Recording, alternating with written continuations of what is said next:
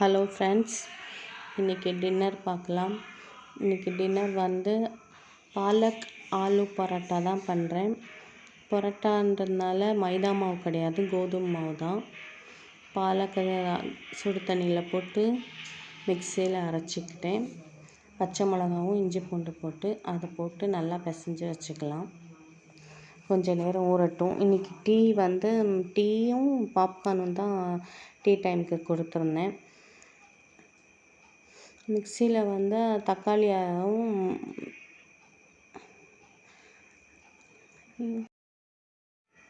ஆலு பரோட்டாக்கு ஆலு மசாலா எல்லாம் போட்டு பிசைஞ்சு வச்சுக்கலாம்.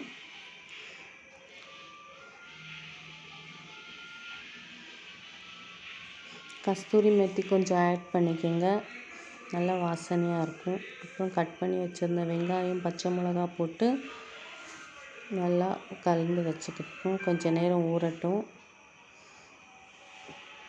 பக்கத்தில் சன்னா வேகுது. சன்னா லேட்டாக தான் ஊற வச்சேன். டீயும் ஆயிடுச்சு, போட்டு கொடுத்துக்கலாம். அதுக்குள்ளே பாப்கார்ன் ஃப்ரை பண்ண வீடியோ வந்து கட் ஆகிடுச்சு. சன்னா தாளிச்சிக்கலாம். நார்மலாக தாங்க தாளிக்கிறேன். கொஞ்சமாக சோம்பு போட்டு வெங்காயம் தக்காளியெல்லாம் உடனே போட்டுக்கலாம். அந்த கிரேவிக்கு வந்து வெங்காயம் தக்காளி கொஞ்சம் உயிரோடு இருந்த மாதிரி இருந்தால் தான் நல்லாயிருக்கும். நல்லா அப்படியே மொத்தமாக போட்டு கொஞ்சமாக இது பண்ணி போட்டுனா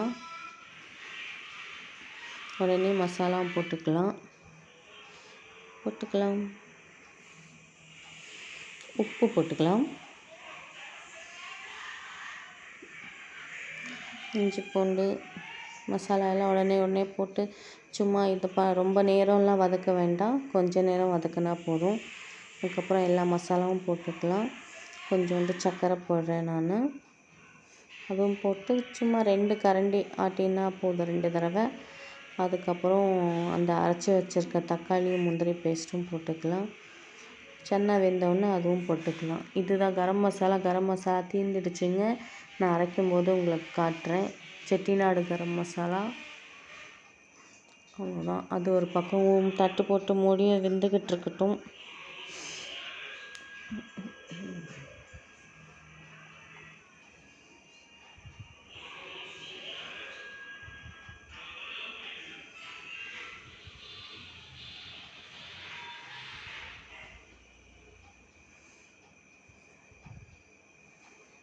சன்னா மேஷ் பண்ணலைங்க மிக்சிலலாம், அப்படியே நான் கரண்டிலேயே மசிச்சுப்பேன் கொஞ்சமாக.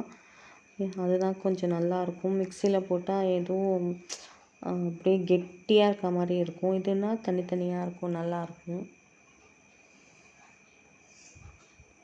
ஆலு பரோட்டா செஞ்சுக்கலாம். இது பாருங்கள், சப்பாத்திக்கு மாவு பிசைஞ்சு வச்சுருக்கேன். அவங்க 2 பேரும் சாப்பிட மாட்டாங்க. நானும் பையனும் தான் இந்த ஆலு பரோட்டா சாப்பிடுவோம்.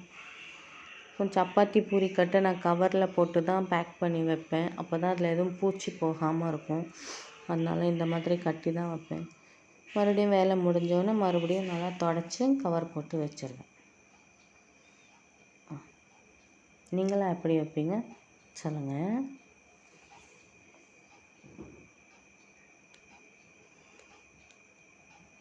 டிஃபன்னாலே சப்பாத்தி, தோசை, இட்லி இது தாங்க. அதுவும் எங்கள் வீட்டில் இட்லி ஓடாது, சப்பாத்தி, தோசை. என் பொண்ணு வந்து 30 வேளை சப்பாத்தி கொடுத்தாலும் நல்லா சாப்பிடுவாள். நமக்கு இறங்காது. தோசை, இட்லியும் எனக்கு பிடிக்காது. இப்போல்லாம் நான் இட்லி சாப்பிட்றேன், ஆனால் அவங்க யாரும் சாப்பிட மாட்டாங்க. அவங்க எது கொடுத்தாலும் சாப்பிட்டுப்பாங்க. இந்த ஆலு பரோட்டா கூட ஏதோ நான் செய்கிறேன்ட்டு அவங்க சாப்பிட்றாங்க, ஆனால் நானும் பையனும் சாப்பிட்டுப்போம்.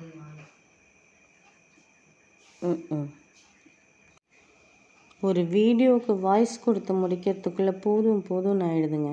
அப்போ தான் வருவாங்க, அப்போ தான் ஏதாவது கேட்பாங்க, அப்போ தான் ஃபோன் அடிக்கும். எல்லாம் பெரிய தலைவலிங்க. வீடியோ எடுக்கும்போதே பேசலான்னா அப்போ தான் ரொம்ப பேடாக பேசுவாங்க.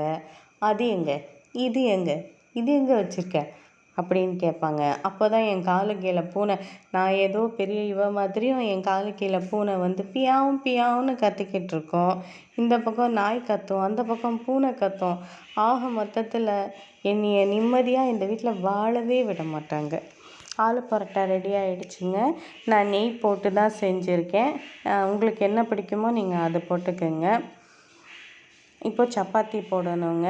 2 அப்பாவும் பொண்ணும் சாப்பிட மாட்டாங்க. 2 சைத்தானுங்களுக்கும் சப்பாத்தி போட்டிருக்கேன். அதுக்கு சைட் டிஷ் வந்து சன்னா செஞ்சுருக்கேன். சன்னாவும் ரெடி ஆகிடுச்சு பார்த்துக்குங்க.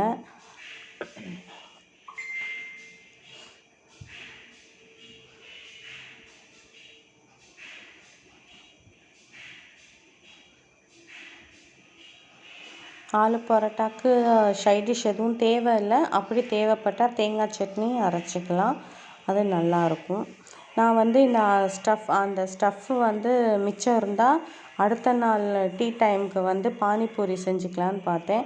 ஆனால் அது ஆலு வந்து மிச்சம் இல்லை, சரியாயிடுச்சு. டின்னரும் ரெடி ஆகிடுச்சு. வாங்க சாப்பிட்லாம். நான் போடுற வீடியோஸ் உங்களுக்கு பிடிச்சிருந்துச்சுன்னா லைக் பண்ணுங்கள், சப்ஸ்கிரைப் பண்ணுங்கள், கமெண்ட் பண்ணுங்கள். சப்பாத்தி போட்டுக்கிட்டே வந்து கிச்சனில் வேலை இருக்கும்போதே அப்பப்போ ஒன்று எடுத்து வச்சுருங்க. அதான் உங்களுக்கு கரெக்டாக இருக்கும் டைம். இல்லைன்னா அதுக்கு ஒரு டைம் ஆகும். மறுபடியும் எல்லாத்தையும் வாஷ் பண்ணி எடுத்து வைக்கணும். அதுக்கும் நேரம் ஆகும். டின்னர் ரெடி ஆகிடுச்சு. வாங்க சாப்பிட்லாம். இது தாங்க அக்ஷய பாத்திரம்னு இதுக்கு தான் பேர் வச்சுருக்காங்க. எவ்வளோ பாத்திரம் இருக்குது பார்த்தீங்களா? கழுவ பாத்திரம் வந்துக்கிட்டே இருக்கும். கிச்சன் ஃபுல்லாக க்ளீன் பண்ணிவிட்டு அடுப்பு மேலே ஏதாவது ஒரு பாத்திரம் வச்சுருக்கணுங்க. அடுப்பு வெறுமனே வைக்கக்கூடாது. ஏதாவது ஒரு பாத்திரம் வச்சுருக்கணும் மூடி போட்டு. அதில் ஏதாவது கொஞ்சம் சாப்பாடு வச்சுருக்கணும். பாருங்கள், நான் பாதி தோசையும் கொஞ்சோண்டு சாப்பாடு வச்சுருக்கேன். நீங்களும் இதே மாதிரி வைங்க. அப்புறம் வந்து எனக்கு இந்த ரைமிங்காக பேசுகிறது, ஹஸ்கி வாய்ஸில் பேசுகிறது இதெல்லாம் வராது. நான் எப்படி பேசுவேனோ அப்படியே தான் வாய்ஸ் கொடுத்துருக்கேன். யாரும் கோச்சிக்காதீங்க.